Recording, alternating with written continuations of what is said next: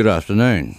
It's Friday the 20th of March. Welcome to The Road to Recovery, The Road to Freedom with Mark. This is my 28-minute slot every Friday where I do my little thing. I mostly talk about mental health issues, and I have been doing so for very many years. I'm not one of these people that jump on bandwagons. I am not into the latest craze or anything like that. This is something very personal for me. I've suffered from a lot of mental health issues over the years, and I've been down some very dark roads myself, so it's an issue that's very dear to my heart.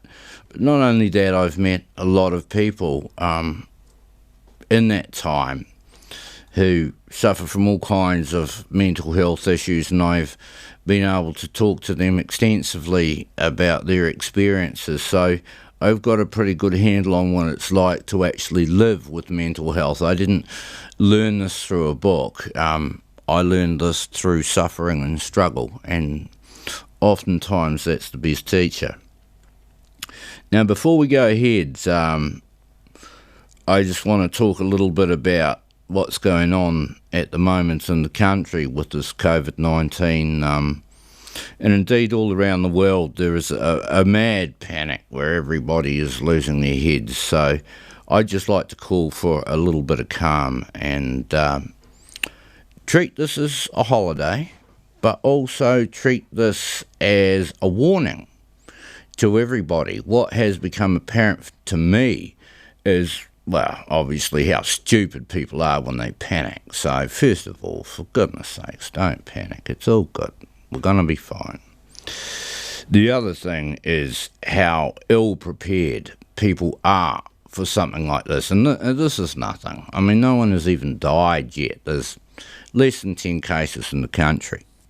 And that just emphasises the fact that we are so very, very lucky to be on the bottom of the world like we are, so far away from everybody else. And that's one of the major reasons why I live here, is because we are a long, long way from trouble. And we live in a relatively empty country where oftentimes in other countries, and I've seen it, I've travelled extensively around the world, and I've seen people living in slums, cheek to jowl, no decent sanitation, and you can understand how disease can break out and just knock over the population so quickly when they don't have good hygiene. So hygiene is very important, but the most important thing of all that I can tell you today is breathe through your nose. If you know anything about biology, you'll realise that nature has gifted us with a protection system which we don't utilise. Now, if you're wearing a paper mask, it's not going to work. You can get this disease through your eyes, and paper, well, it's absolutely useless. If you really want to wear a mask, you've got to use a full-face respirator, incorporating goggles like the asbestos removal guys use. Now, you want to wear one of those, that's just fine by me, but even try and get hold of one, let alone. I mean, it's not going to happen. People are not going to run around with respirators. It's just unrealistic. People are too useless to be able to do things like that and be properly organised. It's just never going to happen because that's human nature. So all you've got to do when you're in a shopping mall, a church, a school, any area, even the supermarket where there's groups of people and there's a chance that you could spread a disease, all you've got to do is breathe through your nose and not your mouth.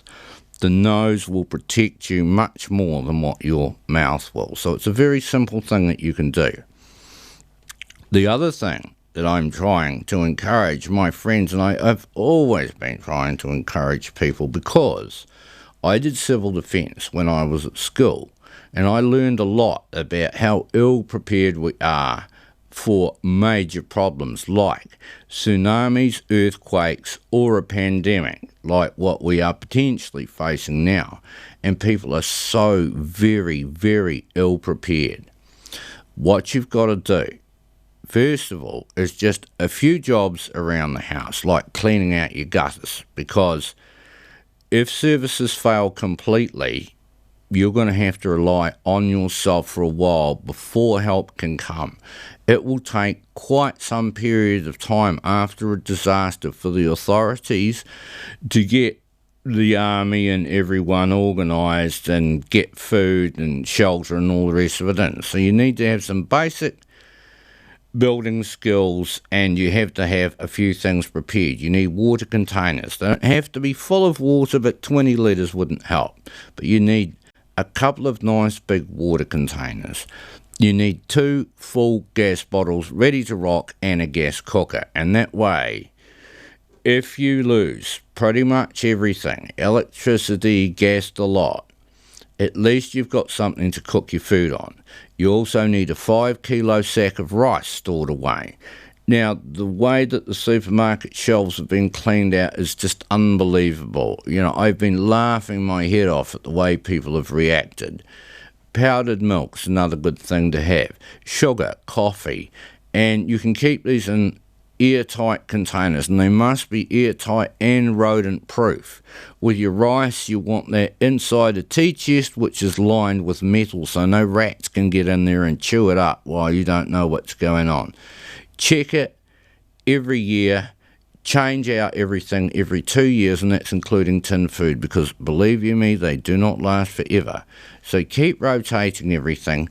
First aid kit essential, but what you want to do is have a basic kit locked in a shed, all ready to rock, and know where your sleeping bags and all that stuff is, tents, whatever you might need, tools. Just have a basic kit, and then everything else that you can grab from the house, should God forbid it collapses.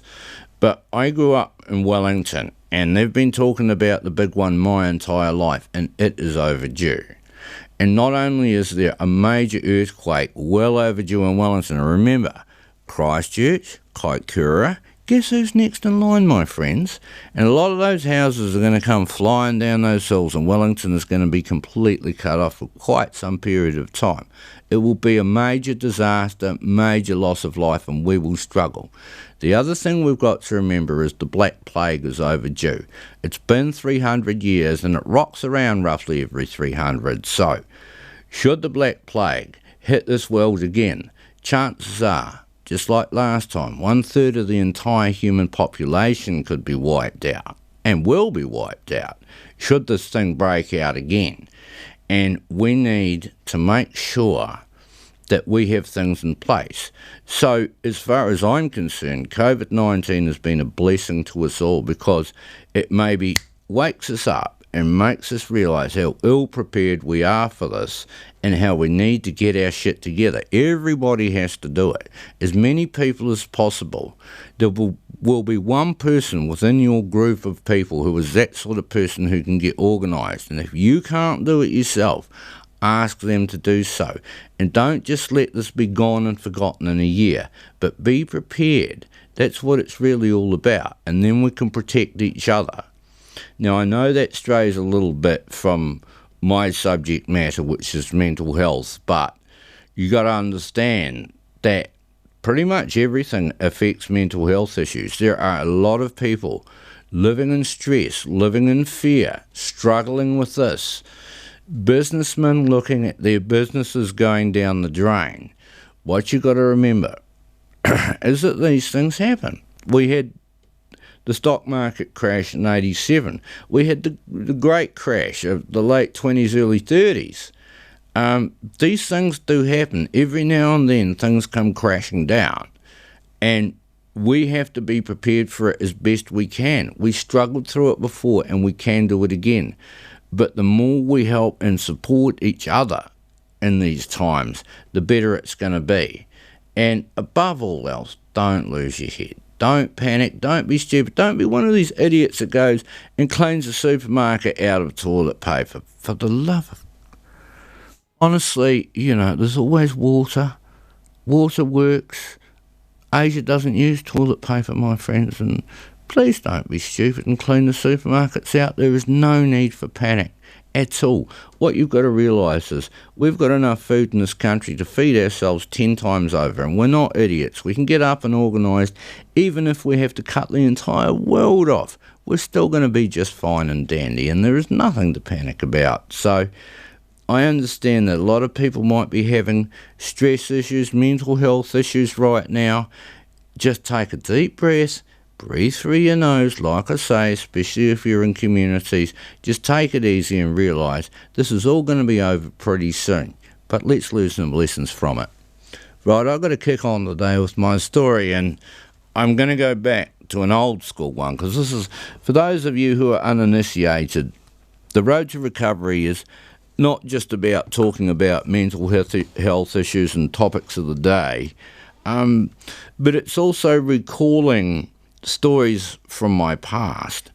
And these are adventures I had all around the world, you know, running the bulls in Spain and all kinds of wonderful things I've done, Gallipoli in Turkey, and I've travelled far and wide, Southeast Asia, and I had a wonderful time, but I also had some amazing adventures here in NZ. And Aotearoa has been very, very kind to me. There are some very unique and special people in this country. They're not easy to find, but they are there. And, you know, we have some incredible individuals out there, some of whom are totally unknown. And my mate Stu is one of these people. He's a fisherman that lives out on the coast in the Wairarapa, and he's had an amazing life. He's an incredible man, and he's been mentioned here and there, but no one's ever really written about him, but I have.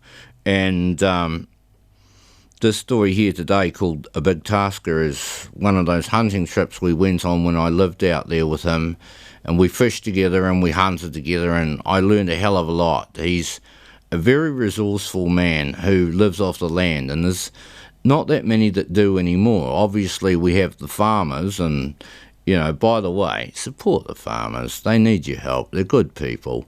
But anyway, you know, when you think about living off the land, you always think about farming, and yeah, that's a more obvious one, but it's not really living off the land old school, hunting, you know, and fishing, which is another version of hunting.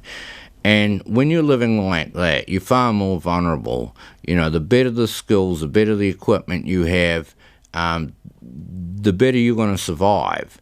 But making a living in places like that is never easy. You have to be super tough and super resourceful, and you have to be damn smart too. And, you know, my old mate Stewie, he's got those resources. He's a very, very special individual, and, you know, I always love reading these stories, and it brings me back to a time when, you know, I lived off the land as well, when it was a mighty fine feeling. And I hope you enjoy this one, this old hunting story, as much as I do. This is called A Big Tasker. The old mate, Stu, and I had been on the trail of a big boar for the last 2 days. Stu allows few others to hunt 1,000 acres he lives on, so some of the boars get to a huge size. It is a rare privilege to be allowed to hunt a trophy animal, and we were hell-bent on bagging this one. Day one, we came across the sign we were looking for: rooted up thistles, a boar favourite, and shit the size of Coke cans. The dogs stuck to their task well and found the mob late in the day, but were unable to stop them. A single piglet, too small to be of consequence, is all we had to show, despite our best efforts. Despite our initial failure, we became more determined to snare this huge beast. He would undoubtedly be sporting a huge set of tusks or hooks to match his size, and this was the prize we were truly after. We were also determined that the dogs should know what their task in life is. Only a bull will truly test the mettle of a dog, be he finder or bailer. They must stick to the task and come through with the result, hopefully unharmed. Injury and even death is not uncommon for the dogs, but they love this life and they live for the days hunting in the bush. We had 5 dogs out for the job, 2 finders, Havoc and Quinn, who were half-brothers. Havoc black and tan and Quinn the grey. Both are light-boned and fast over the ground. They can cover vast distances over steep terrain and are ideally suited to the land. Between them, they have flushed out many huge hogs. the hooks of which are now displayed around the house, nailed to posts as trophies. Despite the lack of result on day one, we were confident success was only a matter of time. The other 3 dogs we had were our bailers. Old Bob, who was Havoc and Quinn's dad, now getting on in years and injuries. He was near retirement, but still had a great temperament and is handy in a good scrap. Then there is young Meg, the half-sister of Havoc and Quinn. Yet to be tested, we are hoping she will take the lead from her older brothers, so we must have her on the leash for a bit while the find is on. For a bit of muscle, we have added Fugly to the ranks. He is a true bailer, a mongrel pit bull type, typically short in the stride and tough in a fight. His name is short for effing ugly due to his scars. We're probably a little light on bailers for a big mob, but Tom knows the land well and can swing us round upwind of a mob of pigs most times. So far, however, our prey has managed to elude us with a combination of luck, smarts and cunning, but time and the weather are on our side. At the end of day one, we retire home empty-handed, having left the piglet in the bush. The dogs are uninjured and show only a little fatigue after a full day's hunt. Tom and I give them only a little food and water, as we need them on top form for day 2. After watering the animals in their kennels, Tom and I retire for a good feed, a few smokes, and tell a few lies before an early bedtime, ready for a 5 o'clock start the next morning. Day 2 is still, dark and misty as we check over the gear for the next morning's hunt.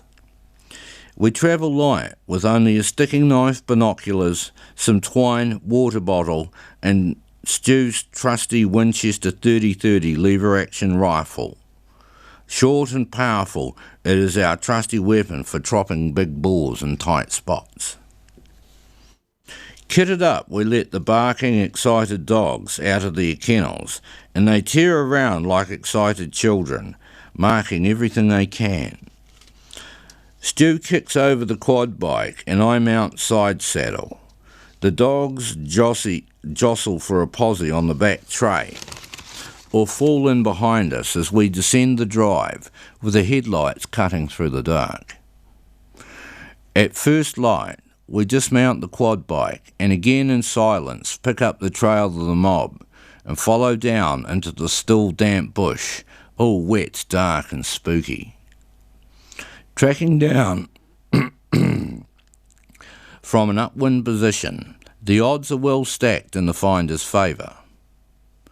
Soon the finders are on the trail, but the mob now seem spooked after yesterday's harassment, and they stay moving ahead of the dogs.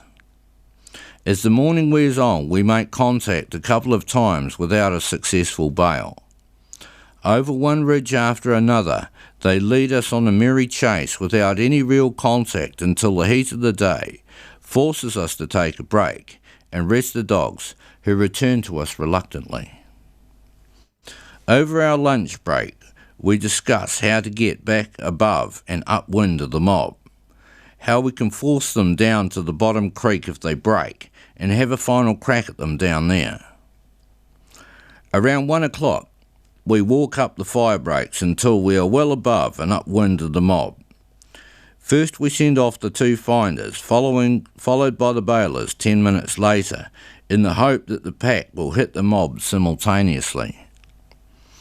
At around 2 o'clock, despite the heat, we finally hear barking down at a wallow we found yesterday. It is a long way down from where we are, and as we run down, we hear the bail, a break over another ridge, and a second bail. We are forced to swim our way through bracken and fallen trees, and I am thankful for such a short rifle. We push on hard and finally come across 3 dogs attached to a good-sized sow. Being stretched 3 ways, she has little chance of escape, and I am able to reach him